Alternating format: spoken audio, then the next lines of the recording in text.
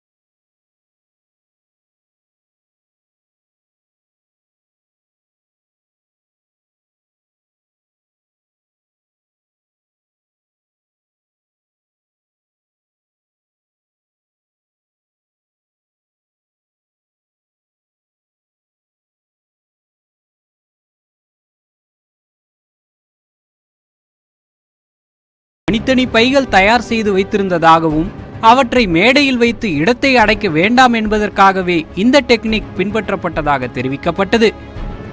நிகழ்ச்சி முடிந்ததும் வேளாண் பொருட்கள் கொண்ட பைகள் வழங்கப்பட்டதாக கூறப்படுகிறது. நியூஸ் 18 தமிழ்நாடு செய்திகளுக்காக நாமக்கல்லிருந்து செய்தியாளர் சுரேஷ்.